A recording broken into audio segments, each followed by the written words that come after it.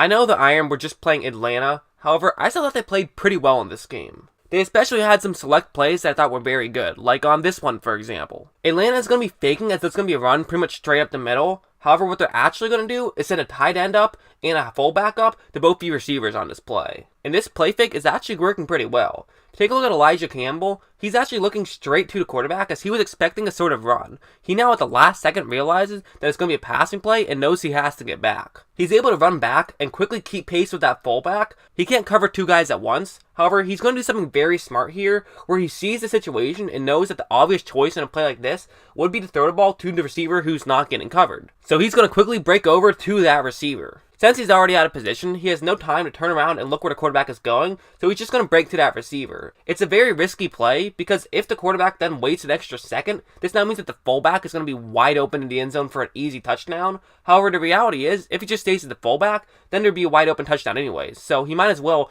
go out, try to guard that tight end, and try to make a play. He ends up getting in the path of the ball, and it ends up hitting his back, which is just as good as you deflecting it away, and it results in a turnover on downs. Football is a sloppy sport, and sometimes plays are going to break down, but it was a great job by Campbell on a play like that to realizing that the play had already broken down and coming back to make a play. This next play was a good offensive play. As you see, Birmingham is going to have a tight end block an edge rusher on the bottom half of the screen, and then they're going to have a lot of guys have one-on-one matchups. Also, if you take a look towards the bottom half of the screen, they're going to have their right tackle move up to block a linebacker, and they're going to have a tight end move up to block the other defender in that area. This now means that the only Birmingham player who's still not blocking someone is the receiver right there. What he's going to do is instead of trying to block someone on the edge, he's going to run to the middle of the screen to try to see if he can block someone there. Now at this point, Trent Richardson is past the line of scrimmage, and he really has no choice on this play. If he tries to break to either side, there's going to be a defender in that area. This now means that he has to go straight forward, but that's actually a pretty good situation for Birmingham. Because they sent a receiver to the middle of the screen,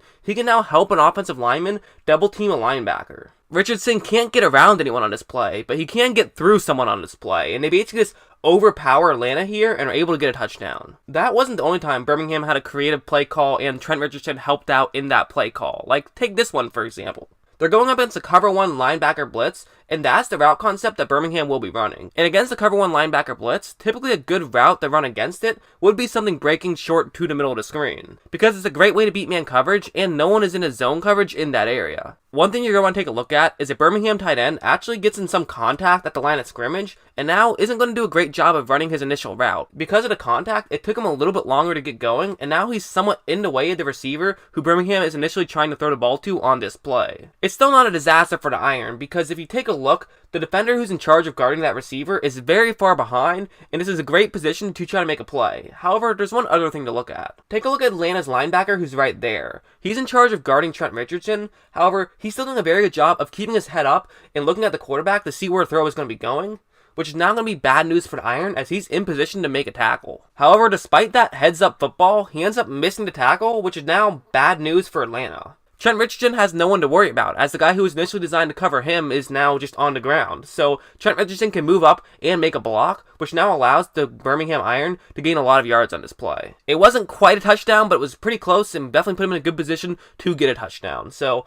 plays like this were really what made the Birmingham offense work all game. I thought Birmingham did a great job of being very aware, and this play is a good example. As you see, it's going to be a blitz on this play as the Birmingham Iron are rushing 5. The actual play call is going to be a cover 1 linebacker blitz, and that's actually bad news for the Iron, as Atlanta's doing the perfect thing against the cover 1 linebacker blitz. It's going to be a pretty standard pick play. We're going to send a tight end up to get in the way of the defensive back who's in charge of covering a receiver, and then that receiver can simply just break to the middle of the screen and he should be wide open. If you take a look, Atlanta's tight end does a great job on this play, where he's not just taking on the defender who's in charge of guarding the receiver, but also taking on the defender who's in charge of guarding him, which now leaves that receiver wide open. But take a look at their safety on this play. He ends up breaking in to cover up that receiver who's wide open right now. The receiver also didn't do a great job of running his route. He probably should have ran it a little bit deeper, which would have allowed him to have a chance to get into the end zone, so I'm not sure if it would have mattered anyways. However, it still was a very good aware play on this one. It's a risky play too, because he's the only safety on this play, so this basically turned it into a cover 0. But it works out, so Sims can't throw the ball there,